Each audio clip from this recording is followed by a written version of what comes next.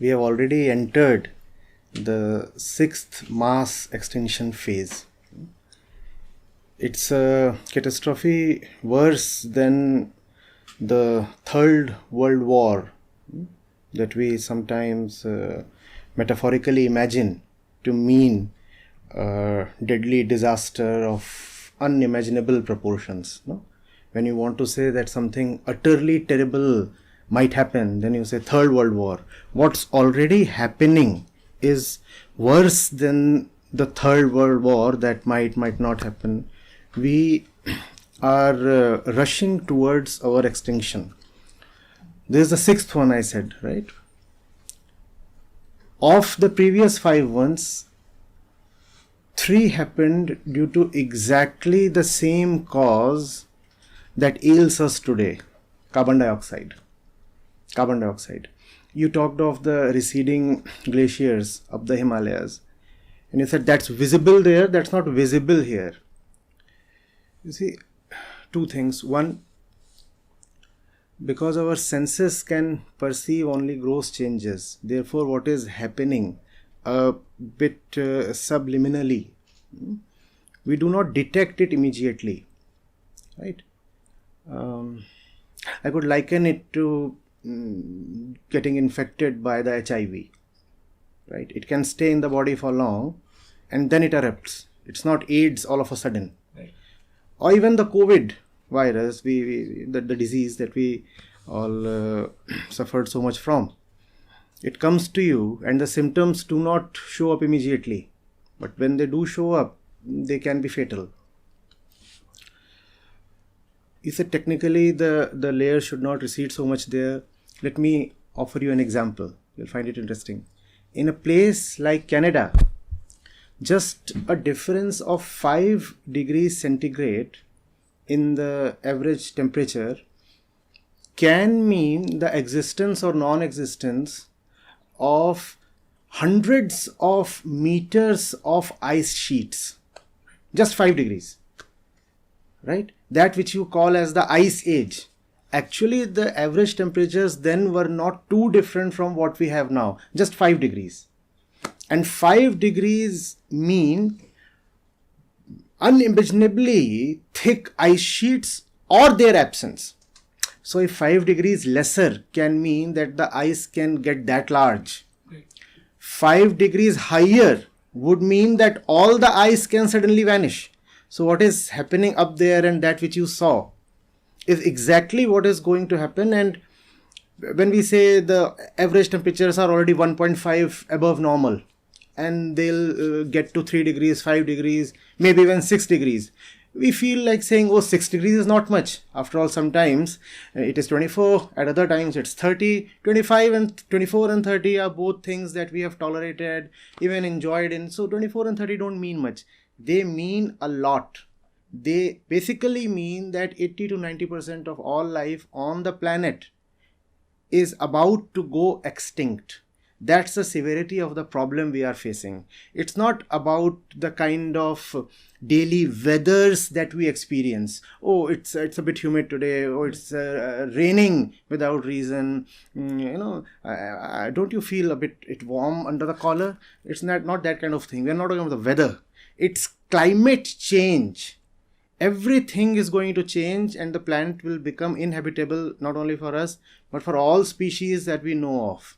That's the extent of the crisis. I repeat, everybody needs to repeat it as many times as possible to as many people as possible. Mass extinction, that's what we are staring at. And we are quickly rushing towards it. That's what is happening. And the thing is, because we do not experience it on our skins immediately, so we feel as if it does not exist. That's the first and the most cowardly way of dealing with a disaster. Denial. Just deny it. It does not exist. We all want to deny things, bad things, when they first happen to us. No, this can't have happened.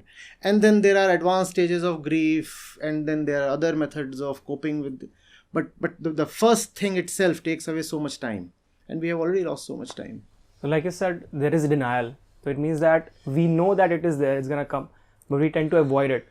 So is it like there are problems that are bigger than that at present that people see, and that's why they tend to ignore it? No, it's just that if you accept it, then it demands action.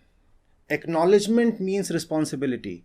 That's the reason why you find mainstream media giving so little coverage to the most important problem of our times. We talk of this, we talk of that. We don't talk of the thing that means everything to us. What you are seeing today, please understand, is carbon dioxide levels that we have not seen over the past 10 lakh years.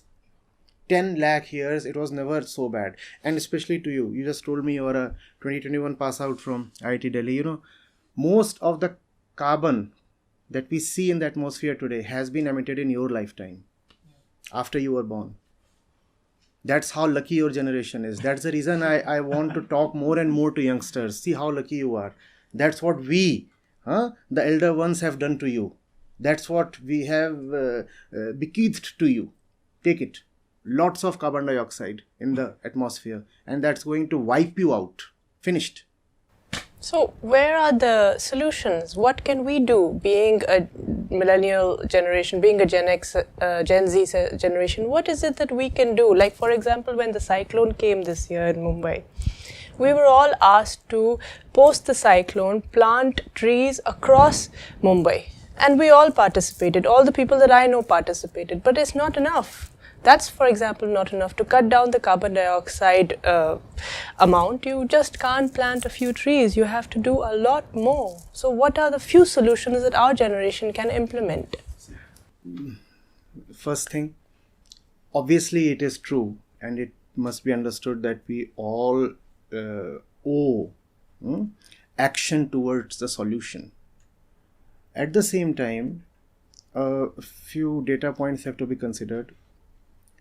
It is around 12% of the world's population that's responsible for more than 80% of the excess carbon accumulated in the atmosphere so far.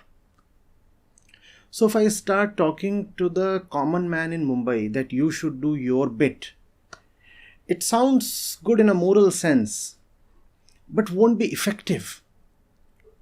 It's the rich man in the rich countries, and obviously the rich man in the not so rich countries like India, who's contributing the most, who's the biggest culprit towards the climate crisis. So what do? We need to raise awareness to a point where it becomes an electoral issue. Obviously, we can do our own bit, not use a four-wheeler when necessary, fly less often, don't consume meat. We all know of those measures. Go solar, go tidal, whatever you can do. Obviously, a person cannot go tidal on his own. But so these are the things that we can do. But most of these are mostly feel-good measures. You'll feel that you are on the right side of morality. You have done your bit. The thing is, an effective change cannot happen unless it is at the policy level. And in a democracy, policies depend on the number of people who are sensitive to the need of policy change or regulation or formulation. We don't have sensitivity at all. So if you have any reach among the audiences, first thing is to keep shouting this in their ears all the time. You are happily sleeping in your little dark caves and you just do not know that there is a nuclear explosion outside. You cannot let this happen. So if you have an audience, if you have a reach, if you have people who would listen to you, that's the first thing to do.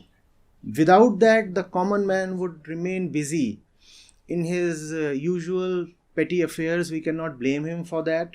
And when it will come to choosing a government at any level, even at a local level, he'll vote on largely meaningless issues.